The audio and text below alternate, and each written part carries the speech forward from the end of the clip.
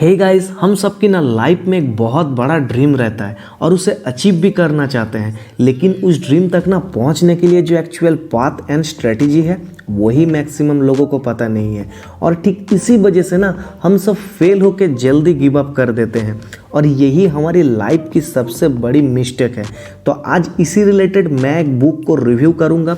इस बुक में हम सब पहले देखेंगे कि एक स्पेन में रहने वाला छोटा सा लड़का अपनी सिर्फ मंजिल तक पहुंचने के लिए ना लगभग पूरी दुनिया से लड़ लिया था, लेकिन उनको उनकी जीत की वजह से कोई हरा ही नहीं पाया। तो मैं आज जिस बुक के बारे में रिव्यू करने वाला हूं उसका नाम है the alchemist by Paulo Coelho. Paulo Coelho एक फेमस पुर्तगाली राइटर है और ये एक ना फिलोसफी बेस्ड बुक है जो न्यूयॉर्क टाइम के बेस्ट सेलर बुक भी रह चुके हैं। और इस बुक की मेन पर्पस है आपको अपनी लाइफ की बर्निंग डिजायर को फाइंड आउट करके उस पर काम करना है। तो स्टोरी का मेन कैरेक्टर है सैंटियागो, जो स्पेन में रहने वाला एक छोटा सा लड़का है और वो अपनी भेड़ों को बेचने के लिए वर्ल्ड के डिफरेंट प्लेस में घूमता रहता था। एक बार भेड़ चराते चराते वो एक पुरानी खंडर चर्च में जा पहुंचता है। तो दिन भर की कामों की वजह से टायर्ड होकर रात को वही चर्च में एक पेड़ के नीचे सो गया। तभी उस सपने में ना उन्हें एक फरिश्ता दिखाई दी जो सैंटियागो को इजिप्ट के पिरामिड पर जाने और वहां दफनाए हुए एक छिपी खजाने को ढूंढने के लिए कहता है। अब सपना सैंटियागो को ना बार बार आने लगा, तो वो एक दिन एक भविष्य बताने वाली एक गिप्सी ओल्ड वुमेन के पास जाके उस सपने का मतलब पूछा। तो वो बूढ़ी महिला ने भी ना उसे पिरामिड पे जाने के लिए कहा। अब सैंटियागो कन्फ्यूज़न का साथ आगे बढ़ रहा था, तो एक दिन उनके साथ एक बूढ़े आदमी का मुलाकात हो गया और उसने बताया कि वो एक टाइम पे सेलमैन का राजकुमार था। तो उसने सैंटियागो को ना दो बातें बताई। पहली, हम सबको ना लाइफ में अपने एक पर्सनल लेजेंड को ढूंढना चाहिए। अब पर्सनल लेजेंड मतलब आपको ऐसी गोल या पर्पस क्रिएट करना होगा जिससे आपको खुशी मिलती है। और दूसरी, अगर आप किसी भी चीज़ को पूरी शिद्दत से चाहते हैं तो पूरी यूनिवर्स उसे आपसे मिलाने में जुड़ जाते हैं। लेकिन हम सबकी ना गाइस सबसे बड़ी प्रॉब्लम है, हम किसी भी सपने को पूरा होने तक ना वेट कर ही नहीं पाते। तो उस बूढ़े आदमी ने सैंटियागो को दो मैजिक स्टोन दी और कहा, तुम जब भी किसी भी सिचुएशन में डाउट फील करोगे तभी ये पत्थर को यूज़ करना, ये तुम्हें रास्ता दिखाएगा। और ये बोल के वो बूढ़ा आदमी वहाँ से गायब हो गया। अब सैंटियागो को इजिप्ट जाना था बट उनके पास पैसा ही नहीं था और इसी वजह से उन्होंने अपने सारे भेड़ को बेच दी और उस पैसों से रेगिस्तान जाने के लिए ऊँट एंड सारा सामान खरीद लिया और इजिप्ट के लिए निकल पड़ा। पर रास्ता अननोन होने की वजह से कुछ लुटेरों ने उनसे सब कुछ लूट लिया। अब पैसा एंड ज़रूरी सामान के बिना इजिप्ट जाना इम्पॉसिबल था। तो सैंटियागो को मजबूरन सिर्फ पैसों की ज़रूरत की वजह से एक कांच का दुकान में पूरी मेहनत एंड लगन के साथ अपने काम को करने लगा।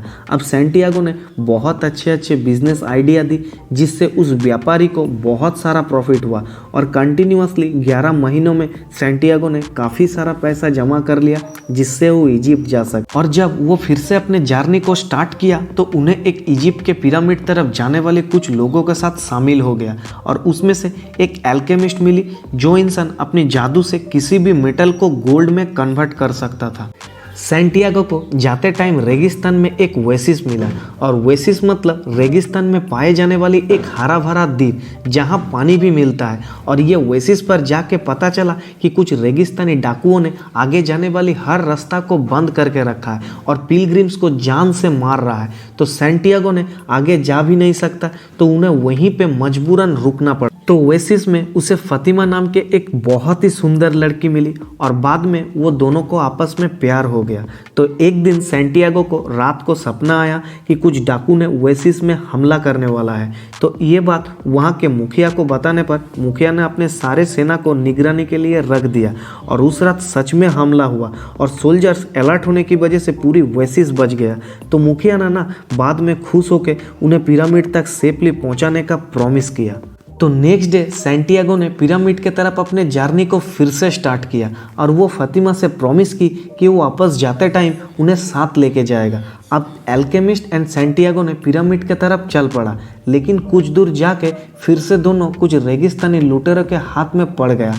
अब उस सिचुएशन से निकालने के लिए सैंटियागो ने उस बूढ़े आदमी से दी हुई उस जादुई पत्थर को यूज़ करके वहाँ से भाग निकला। अब पिरामिड से आगे एक मोनेस्ट्री आता है जहाँ एल्केमिस्ट का डेस्टिनेशन था। तो लास्ट में एल्केमिस्ट ने सैंटियागो को धातु के टुकड़ों से कुछ सोना बनाकर उसे अपना याद समझकर रखने को कहता है और सैंटियागो की यहीं से अकेले जर्नी स्टार्ट होता है। तो सैंटियागो ने पहले अपने किसी तरह पिरामिड तक पहुंच भी जाता है। अब वहां पे खजाना खोदने शुरू कर देता है, लेकिन तभी कुछ चोर आए और उसके साथ मारपीट करके उसका सोना छीन लेता है जो एल्केमिस्ट ने अपने याद समझकर उसे दिया था। लेकिन जाते टाइम चोरों का सरदार बोल के जाता है कि खजाने का सपना बेकार होता है और ये मुझे भी एक सपना आया था कि स्पेन में एक खंडर चार्च के पेड़ के नीचे खजाना छुपा हुआ है।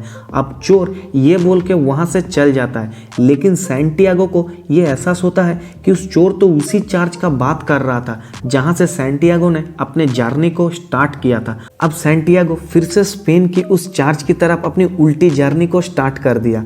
अब सैंटियागो ने चार्च में जाके जब खोदा तब उन्हें एग्जैक्ट सेम वही खजाना का बक्सा मिला जो वो सपने में देखा था। अब सैंटियागो फिर से ओएसिस जाके फातिमा से शादी कर लेता है और स्टोरी यहीं पे ख़त्म हो जाता है। अब स्टोरी में बहुत सारे हिडन लेसन छुपी हुई है जो मैं आपके साथ शेयर करूंगा और ये लेसन ना गाइस आप अपने लाइफ में कभी भी किसी भी एरिया में अप्लाई कर सकते हैं। Lesson number 1, fear is a bigger obstacle than the obstacle itself. मतलब हम सबकी सबसे बड़ी दुखी होने का जो डर है वो खुद दुख से बहुत बड़ा होता है। और आप जब कोई भी नया बड़े सपने के तलाश में जाते हैं तो आपको दुख होता ही नहीं है, क्योंकि उस टाइम आपके वो ड्रीम के पीछे भगवान खुद आपके साथ रहता है आपको सक्सेस दिलाने के लिए। लेकिन नॉर्मली हम जब किसी भी नया सेगमेंट में काम करते हैं तो हमें अनगिनत बार फेलियर, सेटबैक्स, प्रॉब्लम को फेस करना पड़ता है ना चाहकर भी, और यहीं पे 98% पीपल गिव अप कर देते हैं। गाइस भगवान श्री कृष्ण अगर चाहते थे ना तो 1 मिनट में पूरी महाभारत को खत्म कर देता, लेकिन वो ऐसा किया नहीं। आज जो भी सक्सेसफुल इंसान आपके आसपास है वो सभी फेलियर को अपने पार्ट ऑफ लाइफ बना लिया था। और आप अपने ड्रीम जर्नी को अचीव करते हुए जो कुछ भी एक्सपीरियंस गेन करेंगे वो प्राइसलेस डायमंड से कुछ कम नहीं है जो आपको एक नॉर्मल ह्यूमन से सुपर ह्यूमन बना देगा। Lesson number 2, what is true will always endure. मतलब जो सच है वो हमेशा सच रहेगा। अगर आपके पर्पस क्रिस्टल क्लियर है तो गाइस आपको ना कोई रोक ही नहीं सकता। और स्पेशली अगर आपके ड्रीम से दूसरे किसी को कुछ ना कुछ अच्छा होता है तो भगवान आपको हमेशा हेल्प करेगा। यही लाइफ की सबसे बड़ी सच्चाई है। और मेरा तो खुद का प्लान ही है कि 38 तक खुद को फाइनेंशियली फ्री करके फुल टाइम के लिए सोशल वर्क करूँगा मरते दम तक। Lesson number 3, break the monotony. अगर हमारे हर दिन एक जैसा काट रहा है तो ऐसा इसीलिए होता है कि हम लोग ना अपने जीवन में हर दिन होने वाली अच्छी चीज़ों को पहचानने में एबल होते ही नहीं है। अगर आपको अपने लाइफ में अच्छा ही ढूंढना है तो पहले आपको अपने लाइफ में ग्रैटिट्यूड लाना होगा। गाइस सैंटियागो के साथ ना अनगिनत बार बुरे चीज़ें हुए, लेकिन वो हमेशा पॉजिटिविटी के साथ अपने जर्नी को कंटिन्यू करता रहा। Lesson number 4, embrace the present. Guys हम सब ना मैक्सिमम टाइम सिर्फ पास्ट और फ्यूचर को लेके बहुत ज़्यादा सोचते हैं और ठीक इसी वजह से प्रेजेंट मोमेंट में जीना छोड़ ही दिए हैं। ना पास्ट हमारे हाथ में है और ना ही फ्यूचर, हमें सिर्फ प्रेजेंट मोमेंट में जीना है और खुश रहना है, क्योंकि अगर हम सब प्रेजेंट को अच्छा करेंगे तभी हमारा फ्यूचर बेटर होगा। गाइस सैंटियागो ना कभी फ्यूचर के बारे में ज़्यादा सोचता ही नहीं था, वो सिर्फ अपने प्रेजेंट मोमेंट को एंजॉय करते हुए अपने जर्नी को आगे बढ़ा रहा था। Lesson number 5, make the decision. Guys हम सबको ना लाइफ में सक्सेसफुल बनने के लिए एक फिक्स डिसीजन लेना ही होगा और इसी डिसीजन ना लेने की वजह से हम सब ना लाइफ में एक फिक्स डेस्टिनेशन पे कभी पहुंच ही नहीं पाते। डिसीजन एंड प्लानिंग हमारी लाइफ के वो पिलर है जिससे हमारी पूरी लाइफ की सक्सेस फेलियर डिपेंडेबल है।